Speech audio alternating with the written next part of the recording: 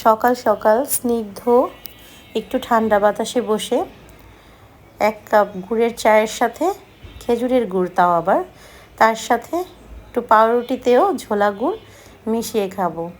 আর এইভাবে খেতে কিন্তু আমার কাছে অনেক ভালো লাগে। আর সকাল সকাল 1 কাপ খেজুরের গুড়ের চায়ের কথা আর কী বলবো। তো এবার কিন্তু একটু বেশি করেই মিষ্টি দিয়ে নিচ্ছি, 2 চামচ ভরে ভরে দিয়েছি। আর এইখানেও কিন্তু আমি বাচ্চাদের মতো এরকম ভরিয়ে নিলাম। বাচ্চারাও কিন্তু এই ঝোলা গুড়টা খেতে খুব পছন্দ করে। আর দেখুন মাছিটা কি বিরক্ত করছে গুড়ের ঘ্রাণ পেয়ে।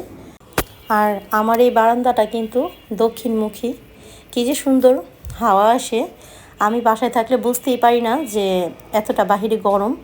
আর কালকে একটু বাহিরে গিয়েছিলাম বড় ছেলের সাথে, তো সেই বনানি কী যে গরম ছিল বাহিরে, মানে বলার মতো না। কিন্তু বাসায় কিন্তু এতটা বোঝা যায় না। তো আল্লাহ হাফেজ।